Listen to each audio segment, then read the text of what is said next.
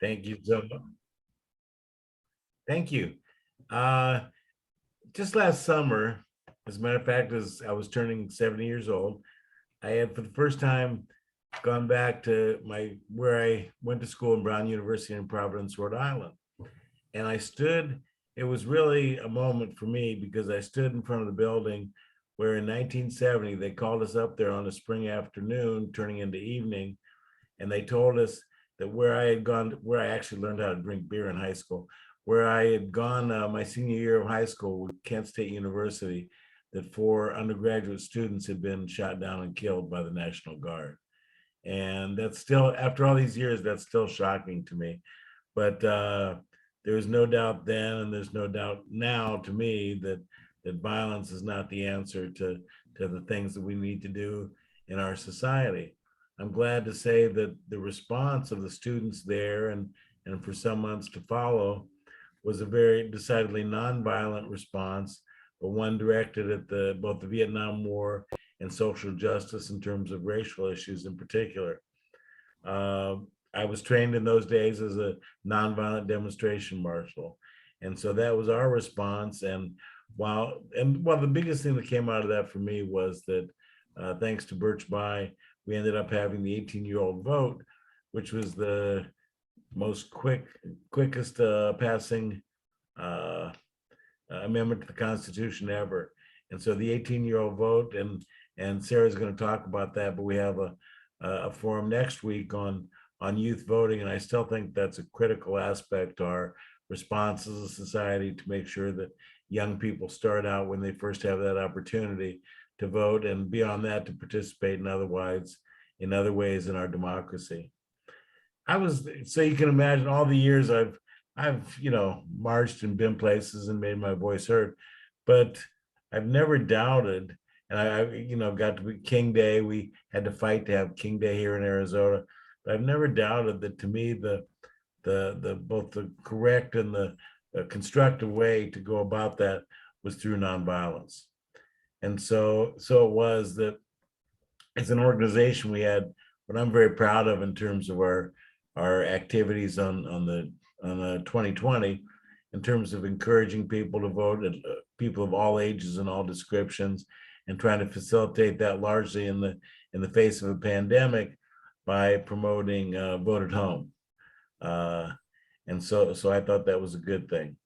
So to go back to the contrast with the wrong way, to then hear subsequently people talking about the fact that they should be armed around polling places, and to think they should go to school board meetings and loudly yell and outshout and intimidate people, to think that right here in Phoenix and Maricopa County, where they did a remarkable job counting the votes, the accuracy was incredible, and there's all these low-paid, very dedicated election workers, to think that those folks had to be escorted to their vehicles on a nightly basis by the police because there were yahoos out there with AR-15s shouting and tracing them down to their homes and this kind of stuff. I just find it beyond repugnant. And so it's just a visceral reaction that I had, and I think a lot of other people had. And so I was sitting around one day and I said, just sometimes a phrase comes to mind. I said, if anything, if we are to, whatever people's stance on an issue, however they choose to vote, but they should be able to exercise that sacred vote, that sacred right, I think, in a peaceful and a dignified and a civilized manner. And I think that it's up to all of us to try to make sure that that happens. And it's probably not going to come easily. We've got a whole video of it. We had tremendous participation here in Phoenix from the League of Women Voters, which before we did this, I didn't know 60% of their membership nationwide actively volunteer at the polls. So this is a personal cause for them. Wonderful people, decidedly nonpartisan. We had people from the SEIU and AFL-CIO. We had an incredible array of folks who are clergy, African-American clergy, Muslim, Jewish, Christian of all types. And it was a tremendous gathering. We had some obnoxious, loud, disgusting hecklers, but that's okay. because we were there together and we were able to make our voices heard and to get the word out. Just a couple weeks later, because that was on January 6th, that was on the exact date. Just a couple weeks later, I'm glad to say that again, we had marched for many years to be able to have a King holiday here in Arizona. You may realize Evan Mecham did away with that after Bruce Babbitt had put it into effect. And that particular time this year, before our customer event, we had the presence of Martin Luther King III and his very impressive daughter and wife. And they were with us, and I'm glad to say that we had the banner that Sarah's got there somewhere that our intern had put together on Peace at the Polls and the various groups participating. And so those are some activities that we were able to do here to begin to raise our voice. And I would just suggest that it's an important fight and one worth going after. And so, and there you go. This is the banner that we had, and that's the march with MLK the third. And our intern did a tremendous job. I think that's just beautiful. And so those are the things that we had begun to do here. And I would suggest that as this election year goes forward, it's incumbent on us to make sure that we don't allow people who wish no good to destroy the sacred and central and critical right to vote that really we cherish. And so I guess that's my opening comment and my fervent wish. Thank you. Thanks, Mike. And I am adding into the chat for anyone that's interested in seeing a little more about the event that Mike was referencing. There's a link to a recording. You can see the speakers and the full event there on YouTube. Thanks, Mike. And now I'm going to introduce Ken Palley with Team Democracy to tell us a little bit about the inspiration for and efforts happening there. Ken? Hey, Sarah, thanks so much. Interestingly, our origins are rooted in the same abhorrence of violence that you just spoke about, Mike. And I remember January 6th like it was yesterday. For me, that was like 9/11. It was like the Kennedy assassination. Not all of you go back that far, but there are these special days where you just remember intricate details about them. And when I woke up on January 6th, a couple Januaries ago, I was in my 46th year of running a whitewater rafting business that I had started in 1975. And I was telling Sarah before this started that it was a thing I started until I figured out what I really wanted to do. And 46 years later, I was still doing that interim job. But the morning of January 6th, that was my career, my passion, my full-time effort. By the evening of January 6th, I was resolved that what I was doing was of so little importance relative to what I needed to be doing that I retired, and starting on January 7th, have been working on democracy issues full time. I actually sent a letter to a bunch of family members. My wife has 5 brothers and sisters, and I put my thoughts on paper, and not on paper, an email, and I circulated it. And one of her brothers wrote back a very thoughtful reply about what my concerns were, about what my vision was. And that was the beginning of a conversation that he and I have continued on a daily basis for 15 months now. His name is Chris. He and I co-founded Team Democracy about a month after January 6th. And really, our question, the question we asked ourselves is, in that moment of concern and clarity, is democracy really slipping away? And the answer was, yeah, it is. And you know, in my 73 years, it had never occurred to me that democracy wasn't a given. It was a fact of life. I admit I took it for granted. I can now hear my parents in the back of my mind saying, those cliches like freedom is never free and you really have to work for democracy, but it never resonated until the last couple of years. And so Chris and I looked at each other and said, what can we do? It just didn't seem like enough to wait until the next election and cast a vote. We both felt like we needed to get involved. And what was most disturbing about January 6th wasn't the fact, it wasn't the fact that 20 or 30,000 people stormed the Capitol. It was what happened in the aftermath, and the number of Americans and the number of politicians that were willing to apologize for that or not really treat it for what it was. And so we felt that it was essential that we zero in on what are the most fundamental cornerstones of democracy, the ones that if you lose them, democracy is gone. And we boil it down to safe and fair elections and the peaceful transfer of power. If you lose either one of those, the Democratic Republic is no longer democratic. So we zeroed in on those, and we thought, we need more leaders in Congress. We need more candidates running for Congress to commit themselves to those two cornerstones. We can argue about how many miles of wall we should build. We can argue about how to pay for healthcare, but we can't argue about the peaceful transfer of power and elections that we have confidence in. And they're so interrelated, because it's when you lose confidence in the elections that there tends to be more willingness to invoke violence to overturn them, because now you feel cheated, you feel disenfranchised.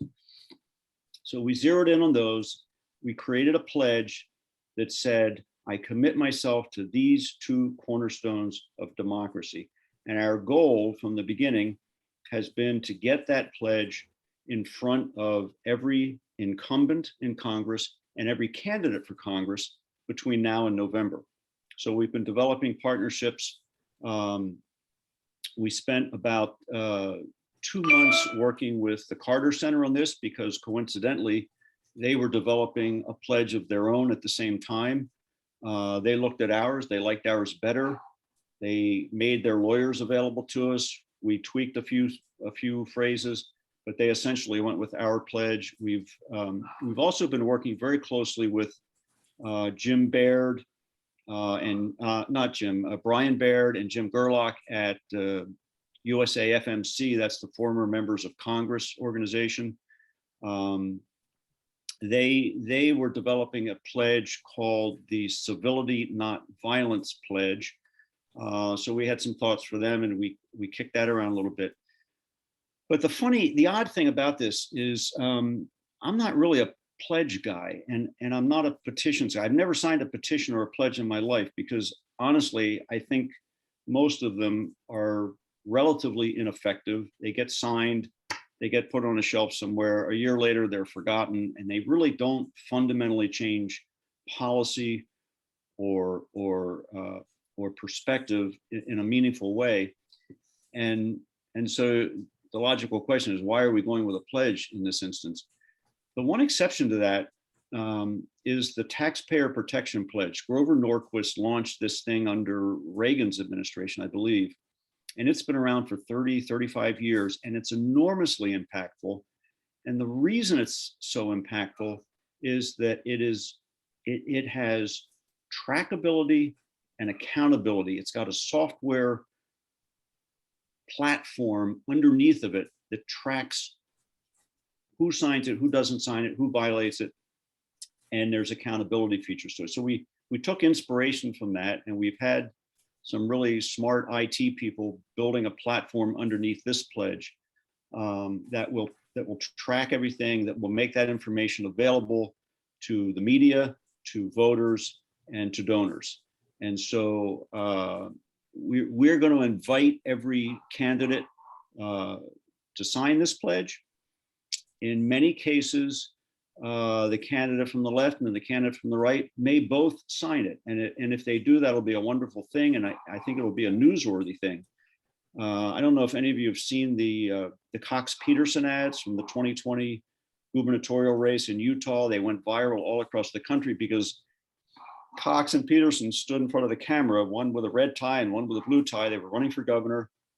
And they said, you know what? We disagree on just about everything. We don't agree on healthcare. We don't agree on immigration. We don't agree on taxes. But this one thing we really agree on. We believe in free and fair elections. We believe that election results matter. We believe in respecting the guy on the other side of the aisle. And we promise, no matter who wins, we will both continue to work with each other for the good of all the people of Utah. It was an amazing 30-second spot. And I think part of the reason that went viral was because Americans crave that message and the media craves that message. And so we're looking to use the election pledge as a mechanism to recreate that kind of public event, that public declaration of unity around things that most of us really do actually agree with. There's been some polling recently indicating that 80% of Americans still say they want more collaborative governance in Washington, and that the vast majority of us do actually reject the idea of a violent overthrow of election results. And that most of us actually do want elections that are secure and in which a lot of people get to vote. I've got friends on the left and the right who both agree elections should be dependably secure and who both agree that more eligible voters is healthy for, for the democracy. So there's fundamental things we agree on. If we can articulate those and get commitments around those going forward, we think that can be impactful. We've been working with Renew America movement. They're actively involved in 15 or 20 key battleground state races around the country. They're going to be using the election pledge, injecting it into those races, and trying to get candidates to sign on to it or not. And if both sign on, that's great. And if one does and one doesn't, then it'll play out a little bit differently. And donors and media will ask, what's the problem? Why could you not sign on for, objecting to free and fair elections? So really, it is a pledge mechanism, but underneath, if you look under the hood, it's really a common ground building mechanism. It identifies some things, some really core important things that we fundamentally do agree on, and we can say we agree on comfortably, and then start from that point to build outward and build bridges in more practical ways with relation to other issues. So that's kind of where we're coming from. We do have a lot of support in the national security sector. I mentioned to Sarah earlier, we have 5 4-star generals on camera. We'll be releasing this in the next week or two, speaking to the American public about the urgency of the threat that they see to our national security resulting from the polarization, the divisiveness, and the erosion of confidence in our elections. These guys, have been in the military. General Hayden was CIA director. They have dealt with the biggest threats to American security that we have faced as a country over the last 50 years. And they will go on camera and say, nothing compares to what we're dealing with here domestically right now. We know how to confront North Korea and Russia and Iran and our other foreign adversaries. We are not well prepared to confront what we're dealing with internally. And it has them spooked. And when half a dozen 4-star generals get spooked, I get spooked. It's critically important. And they are all in on this. They've drafted an op-ed about this, which we're hoping Washington Post will pick up probably next week. But they're great spokespeople for this, and we hope that their effort can be amplified, their message can be amplified through our organization, through your organization, and through many others in the democracy space. We think it's an important message. And while our ultimate target is to get every elected official and candidate to sign this, we recognize that, as you say on your website, all power originates with the people. We need to first put this out to the American people and get them committed, because the more the American people are committed to this, the easier it is then for elected officials to to sign up, sign on, and honor the pledge. So that's where we're headed, and we're excited to have met you guys. Ken really reminded me of something I hadn't really thought about lately, but a different perspective in terms of talking about the peaceful transfer of power. I've been very involved with sister cities, particularly here in Phoenix, for many years. And we happened to be in Taipei in Taiwan when they had the first transition from the Chiang Kai-shek party over to the opposition leader, who was freely elected and took power peacefully. As it happens, and I'm very involved with Mexico, Mexico did the same thing, both of them after about 70 years, and it was totally peaceful. And it never occurred to me that as I was applauding that in the way saying, oh, good, you guys, followed our lead. It never occurred to me that America would regress to the extent that we've seen happen here. But I guess to me, what the last few years have really demonstrated is that, and we've talked about with the people over and over again, is that you can't leave it up to the politicians or the media or anyone else. It's really up to all of us citizens to scour our own conscience and to look at what's going on and to stand up and use our voices and use our action together to say that this that we have is really worth preserving. And it doesn't preserve itself, apparently. I think a lot of us just took, as you said, Ken, I think a lot of us took for granted that, well, of course, elections will always be clean and fair, and people will just say great on to the next step. And unfortunately, we found that and some other things that we thought we could count on don't happen by themselves. And so it calls on the other hand, it's encouraging that the citizens at the end of the day, as you just commented, that it's the citizens at the end of the day that have to be both informed, educated, and exercised enough to hopefully to keep what we've got and hopefully in some ways make it better.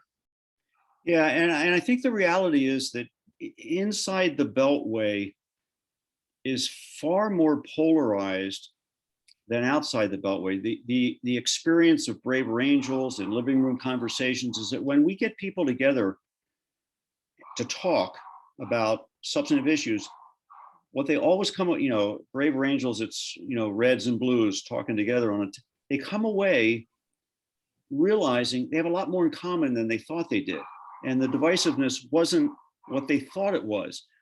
Inside the Beltway, you've got this odd environment where the more polarized you are, the more money you can raise. And it's driven, it's just amplified. You get on media by being extreme. You get heard by talking loud and talking angry. And so the notion that we go to Washington to fix this is backwards. We can't. They're the ones that are the most polarized. I mentioned Brian Baird, former members of Congress, big organization, hundreds of members, all former members. They did a civility, not violence pledge. He wrote an op-ed. It was published in The Hill a couple of weeks ago, launching it to the Washington crowd, to members of Congress and candidates. I got an email from him yesterday. They didn't get one signature.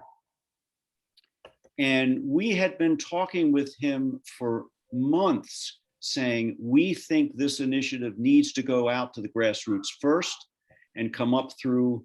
Democracy requires that its citizens be engaged and participate. And this cannot be a top-down initiative. It's got to start with the people, because that's where the power is. And it's up to us, we got to look in the mirror and say, and the answer to that question, oh my God, what can I do? What can I as one person do? Well, we're trying to create that mechanism that gives every one of us something we can do that registers and it makes a difference, and then makes it safe for members of Congress to sign on to it. But he sounded very discouraged, and I get it, because he went right after politicians who have so many reasons to be reluctant to appear moderate. It's sad to say, but that's the reality. So And the folks at the Carter Center had the same view. They were reluctant. They were a little nervous about us going public with this pledge and talking to the American people about it. They wanted to keep it kind of in-house and private and just work with individual secretaries of states in certain key battleground states. And we said, we have a different vision on that. We think it's really important that this be a groundswell of public support, because otherwise it's just not sustainable. There's too many forces pushing against it, monetary forces, political forces, and so on. But yeah, you're absolutely right. You cannot look to the media to fix it, and you can't look to Washington to fix it. It's got to be the citizen. That's the way democracy works. It is, and I would just put a bow on that and say that to our part of our core discussion tonight, the minute that you permit violence, hopefully we define ourselves as civilized beings. The minute that you permit violence of any type, whether it be vocal or physical or at the end of a gun, to define who we are and what we are as a society, the minute that happens, you've already lost the entire battle. And so if you at least, as you're talking about, come and let us reason together, right? It was at LBJ, and but at least if you have a calm and a decent and a respectful environment where people have that opportunity at the grassroots to talk with each other, to actually hear each other, then you've got a chance to do something. But if you have the polarization that does lead, that almighty dollar thing is an incredible polarizer. But if you let that polarizing money and then violence at the polling place, violence and threatening children of election workers, my God, what have we become? And so, but again, to the people, unless we stand up and say in Spanish, ya basta, that's too much. We're not having that. That is not who we are, and that is not. And until people stand up and say that, and I think, as I've seen I have seen stories where in school boards and so on, there have been the chair of those meetings that says, we're not running the meeting that way. If I have to shut down the meeting, that's what we'll do. But we're not going to permit, thugs and hooligans to determine how we're going to run our educational system. John, did I see you had a hand raised? Yes, I have a question. Ken, I'm very impressed with your introduction, and Mike, I'm always pleased with your introduction. But Ken, a couple questions. You did mention that you're working with Renew America, and you have these 5 generals involved. How about the Bipartisan Council and the No Labels organization? Are you involved in them, with them? We thought that No Labels was it was one of the first groups we reached out to, because we were very impressed with their work, and it seemed like a logical place to go.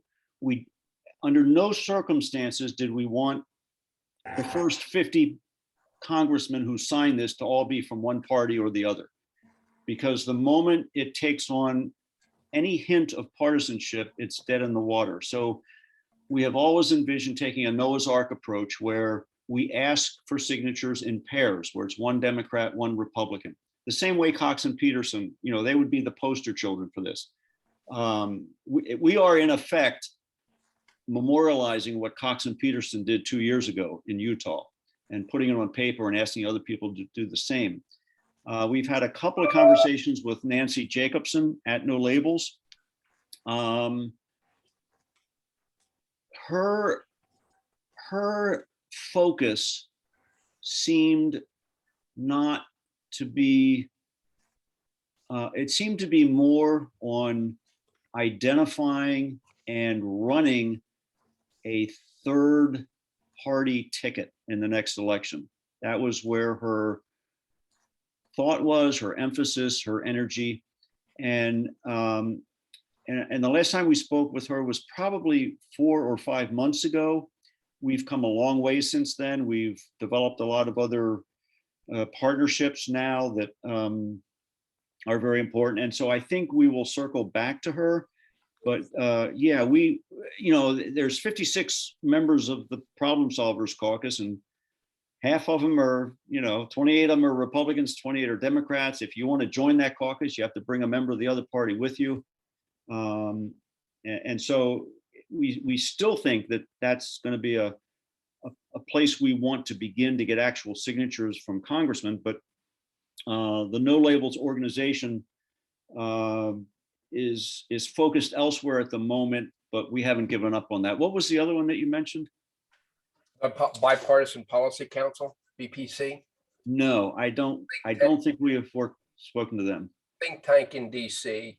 Also the Lugar Center. They publish a what do they call it? Bipartisan index of each Congress. So you can look at and it's, as objective as anything like this could be, but you can see where your congressmen fit in, relatively speaking, to everybody else in terms of, willing to work together or not. And I can't articulate the criteria, but there's specific objective criteria that they use to rank the congressmen, both senators and House of Representatives. But to go back to the No Labels, nothing, it's a human organization. There's nobody is, we have our own problems, right? But they have done a lot of good work over the last 10 years. Yes, they have. You read this, this is my Bible now, I don't know if I can get this in front of the camera, but the ultimate guide to the 2020 election. Oh, Seen that? yeah. I have a different group, which we can talk offline about that, but I'm involved with, we're focused on grassroots groups, right? As opposed to, in your case, you want to work with the congressman. The thing about No Labels is they have a direct connection to the Problem Solving Caucus. Mhm. I happen to live in Tom Malinowski district. And we actually, the group that I'm involved with, actually met with him a while back before he decided to join it, and we suggested he do that. And I'm sure we weren't the main influencers, but I think the key is, and I'm going to stop here, but I think the key is collaboration. And if there's anything I can do to help out with the connection with No Labels, we actually did have a couple people that we were working closely with, and then for whatever reason they left No Labels. But I think they have some of the work that they've done is great. They have made mistakes in the past, and Nancy is great, but she said a few things that have made me mad, and the other guy, what's his name, Clancy Ryan. Mhm. He's gotten us our hair up a few times, but they have done a lot, and this book that they publish is really a textbook that summarizes all of the important issues that we're dealing with. Not all of them. They left out a couple because they were really too flammable. But most of the issues that we are dealing with, the really complex issues that we're dealing with today, they have a chapter on each issue, and they present it in grassroots, language, so that people like me can understand it. And it presents each of the issue from the far right, the far left views. And then they have spent a lot of time, whoever this, subgroup is of No Labels, coming up with, 5 to 10 ideas that could possibly bring bipartisan agreement on those particular issues. And I think it's very valuable. If you want to get down into the nuts and bolts of issues, it's a good, it's too much. There's too much here to look at the whole thing. But we took a look at immigration, and we started on digging in with immigration, and we wound up forming a group, which Mike is actually part of right now, called the Agricultural Workers Are Respected Equals. And one of their suggestions was related to the agricultural workers. And so we decided we would focus in on that. And we've been building for a couple, for several years, 2 years since the election, since 2020. And our focus has been on convincing grassroots groups that small groups can make a difference. Margaret Mead, what her statement is, I don't think I could say it, but it's, small groups of committed people can do some powerful things. In fact, other groups have, they're the only ones who ever have. Exactly. So, it's a really collaboration, and, working with No Labels, there's a bunch of, all of your groups. I mean, this is a powerful movement with the people. I've been involved. Mike introduced me to it when he got involved with our group. And I'm very impressed with their ability to make things happen like this forum tonight, for example. And, they've done a bunch of other things. So I think whatever we can do is we need to allow our individual groups to continue on our mission, but try to collaborate more so that we can help each other out. And Absolutely. that's all I'm Absolutely. gonna say. Where can I get that book? Put your email in, or I'm sure I have your email, right? Somewhere. It would be probably on the invitation, but here, I'll put it in. Maybe you could put yours in chat as well. Will do. Okay, I don't want to disrupt.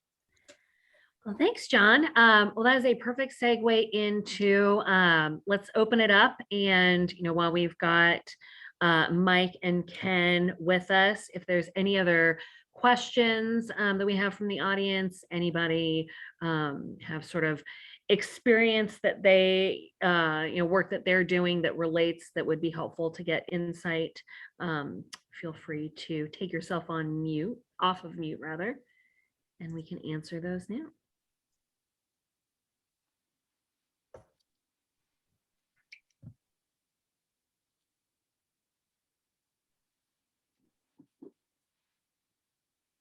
Sarah, I apologize for being late, but I had another meeting at 7. Is tonight about ranked choice voting? So what we're focused on tonight is looking at efforts around keeping peace at the polls in civil elections. Okay, So yeah, we've got a couple different efforts going on there. We've done events similar with ranked choice voting, and I can get you a link to that too. But And it was wonderful. We had the really top people on that issue. And so Sarah's got the recording on that. And I think it's got Kara McCormick from Maine, a gentleman fresh from the New York mayoral election at that time. So I would recommend that. We did have a really great forum on that issue. I mentioned to John in a previous meeting that there's a book out called The Politics Industry.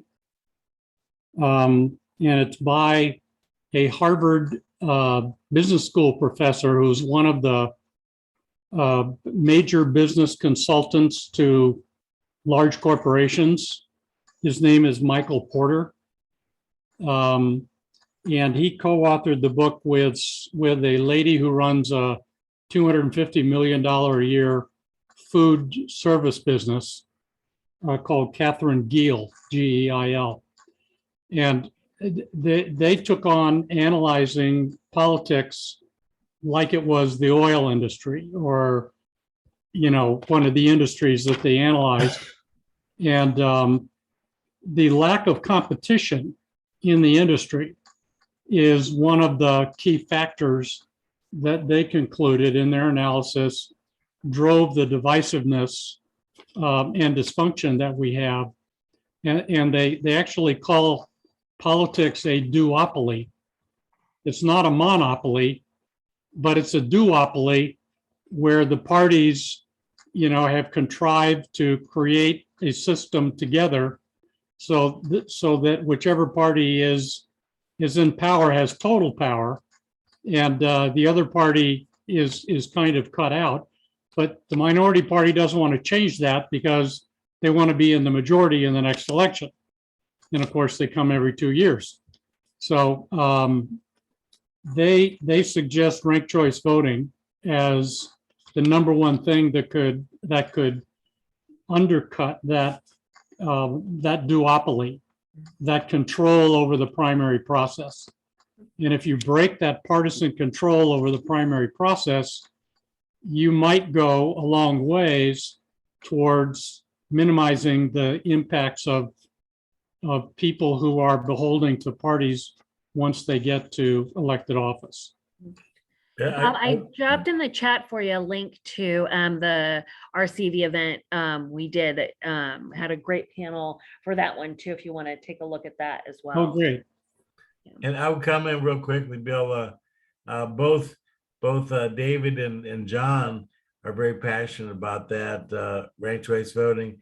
And I happen to be right now in Missouri with a squad of people in the streets trying to get ranked choice voting on the ballot for this election, in stores and on doors.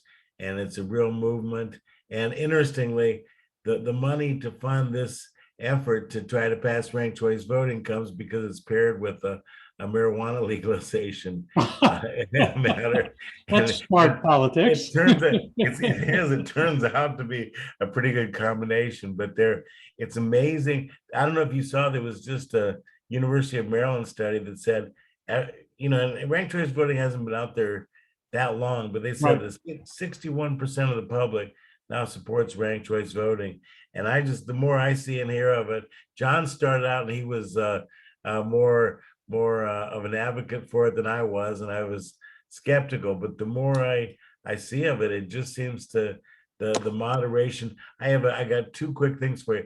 One of our kids who's out promoting this thing, he just looked at me like he knows the answer to the world, and he says, "No, you don't get it. Ranked choice voting's like the NFL draft." Yeah. And then his other one, which I thought was just a good turn of phrase, because the moderating force on the dialogue, and he says, you just tell people that it stops the negative propaganda. And I think the use of the word propaganda is not ill-suited. Yeah, I'm not sure it would stop it, but it would undermine it for sure. Exactly. And right now the primaries are owned by the parties. And in gerrymandered districts, whoever wins the primary is going to win the general election.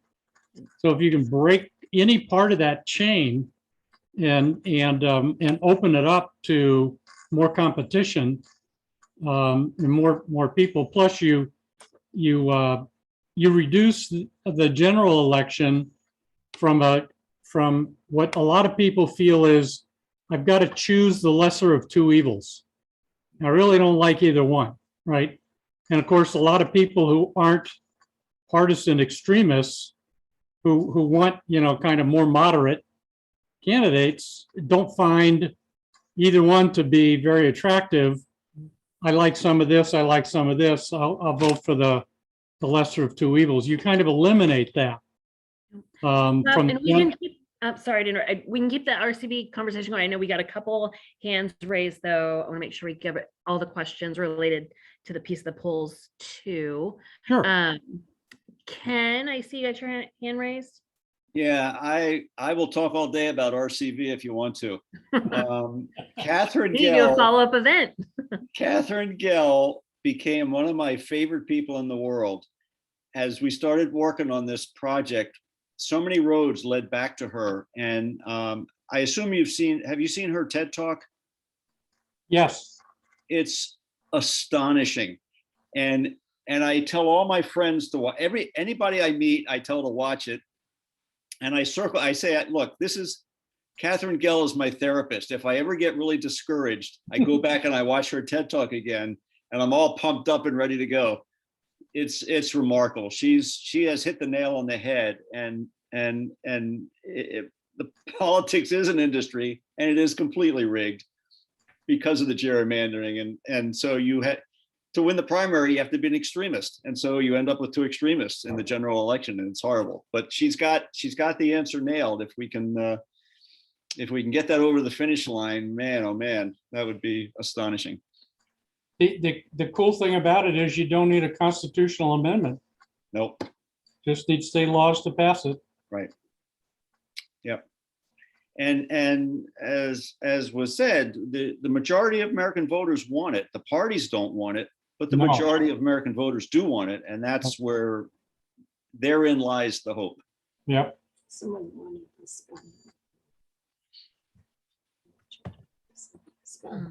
Thanks, Okay. Kim. I'll drop, Cynthia, I saw your note there. I will, here's the link to Catherine's site, and I think her book information's on there as well. Clint, I see your hand raised. Yeah, I had a quick question for Mike or Ken. I very much like the idea of the petitioner getting politicians to sign a pledge to respect election results, all those various things. One of the question is, has there been any attempt to kind of outreach to individuals, groups, organizations that have actually threatened violence at the polls? They're widely cataloged, people know about them. Has there been any attempt to see where they're at, why they're doing this, what's motivating the violence at the polls? Or We potential for violence? have not reached out to those kinds of groups. Mike, maybe you know more about that. Well, not really. I would say that our effort has been, and I would say that their school boards associations, various groups have come out with stances, but it's mostly been defensive and trying to make sure that innocent people are protected and people trying to do their jobs have the ability to do so. And I think there may be a time, but right now it seems to me that people are trying to find their voice and stand up for the principle of peace at the polls and the ability to exercise their rights. I would say this, that those groups have historically taken their cues from our leadership. And what happened over the last 5 or 6 years is they all became emboldened because they heard from the White House these dog whistles that said, you guys are not all bad. You're not, there's good people on both sides. And so they've been empowered. And I think the solution is to get more people in Congress who are committed to nonviolence and to fair elections and secure elections, and to tamp down on that. Those groups don't operate in a vacuum, and they, gas has been poured on the fire for years now, and it's no surprise that the result is what we see. I would add that they weren't just sort of enabled by the politicians, but also after the fact condoned. Yes. We just let it go largely. And that's why I guess maybe some, I was thinking some communication with those groups might be useful. The follow-up question to that is, has there been outreach to law enforcement, poll workers, those kind of groups? I understand reaching out to the military and others, although they also have limited roles within that. But has there been any outreach to the law enforcement community and to workers at the polls? Well, I tell you, we did in our event here at the Capitol. There was one woman, very moving, who was an election worker, and she described how she felt. It's a kind of a lengthy video, but she was one of the civilians, if you will. She wasn't a clergy person or a public speaker, but she had the guts and the courage to stand up there and say who she was and how these threats and violence made her feel as a person. So that was quite a moving moment. Thank you for those answers. I know, see David has his hand up as well. Hey, everybody. I listened to this, and I'm 100% for peace at the polls and tamping down the what's gone on in the last, especially the last election. But I almost feel like a lot of this stuff is baked into the system, that we have been, the media has us going from frenzy to frenzy about what this issue or that issue. And depending on which media outlet you're watching, it's, geared towards the Republicans of your Fox, and MSNBC and CNN are more towards the Democrats. And then the politicians don't seem like they want to fix issues, because if you fix an issue, you can't fundraise off of it anymore. You can't generate rage off of it anymore. And I don't know how we fix the system. To me, I mean, our efforts to try and hold our elected officials and whoever we can accountable is good, but I think the system right now is so baked that we can't break it. Well, I think I will say that the media tripped all over itself to air and re-air the Cox Peterson ads. That was the most perfect articulation of unity and across the aisle respect that I've probably ever heard in my life. So it's incumbent on us to give the media more of what they crave, which is responsible dialogue between people with opposite points of view. But we just don't, nobody's doing that. I'm hopeful that we can,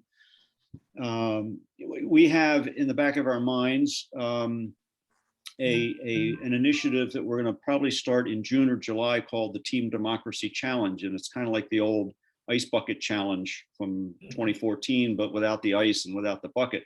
The idea being two people from opposite sides of the aisle challenge each other to sign this. They film it, they challenge, and it can be, it can be Tom Brady and LeBron James. It can be any two, it can be athletes, it can be average people off the street, but you sign this, you do a little video thing, and then you challenge Nancy Pelosi and Mitch McConnell to sign the pledge. And of course, they're not going to respond to that the first time, but maybe the 500th time they will respond to it. Who knows? But you create opportunities for the media to get their arms around something positive as an alternative to what they're being fed. And they're being fed all the negativity. I mean, they gravitate to the negativity because it's good for ratings. It's good for money, it's good for ratings. But so was that remarkably positive example from Utah. So I think there's hope that if we can create media worthy events around people of notoriety coming together from whatever field they're in, it doesn't have to be politicians. It can be actors, musicians, athletes, whatever. We can put a dent in that negativity, and maybe 5 years from now it's cool to be playing for democracy instead of playing for the other side. Well, I think probably some of you saw, I know John's near New York, during that New York mayoral election, you actually had very different candidates side by side instead of throwing rocks at each other, because they said, hey, I want you to vote for me, but if you don't, boy, she's a pretty good person. She's not the worst person in the world. And I think a lot of people from different political stripes are just really sick of the vile tone. And I think the vile tone leads to the violence. Once you give people permission to say disgusting things about people and to contact their children and that kind of crap, I think you've gone down a pretty nasty hole. Yep. John, you got your hand raised there? Yeah, I would just like to say that, David, I love David, and David and I balance each other out because David is a pessimist and I'm an optimist. And I know I'm not always right. I know, he's not always right, but I think we're onto something here. And I would like to suggest that we have another dialogue of this nature. It turns out that next week, a group of people who actually were Harry Wasserstrom and Steve Barrett, who were involved with the ranked choice voting discussion last year. We got together, the three of us, and we're trying to set up a dialogue with no labels. And we actually got on the web, got on their Facebook page and everything. And for some reason, we have not gotten very much response back from No Labels. We have a few people, but I think the people that you have on here today, if we could collaborate, continue, keep the collaboration going. It's not just ranked choice voting for sure, but there is no silver bullet. We're dealing with a complex problem. But if we can pick a couple of the key areas, if we can pick a couple of the key areas, I think, and demonstrate success, and ranked choice voting is it's being successful. It's not there, and there's a lot of work to be done. But if we could team up and still, maintain our own missions, but have a collaboration in progress that will help us pick a couple of those other areas like ranked choice voting and work together, I think we can make a difference. And I'd be willing to, sponsor that, or, help that collaboration in any way I can. I know we only have a couple minutes left, and I want to respect the time that we've asked for tonight. I am going to add into the chat a couple of just links of note. One is our next citizen engagement forum event like this is happening next week. Mike mentioned around youth voting. We've got a great panel there. Please feel free to share that far and wide. As always, these events are open to anyone that's interested and always free of charge. Also include the calendar to kind of see what else we have got going on.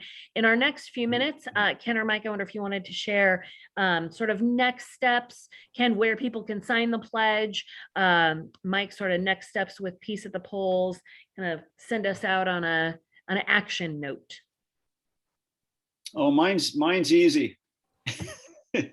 Teamdemocracy.org is the website, and you can sign the pledge there, and obviously get every other human being that you know to sign the pledge as well.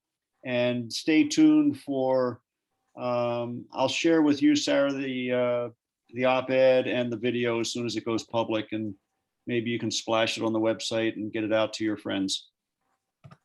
Yeah, absolutely. We'll get that out in our newsletter and social media for sure. And on our end, I think it's unfortunately going to be time to restart what we started on January 6th.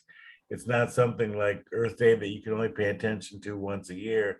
And God only knows what's going to happen during the election cycle. But there is the video, there are that information, and the variety of groups that have shown interest. And it's something that hopefully can happen in various localities across the country, because if we succumb to violence and threats and thuggery, nothing good this way comes.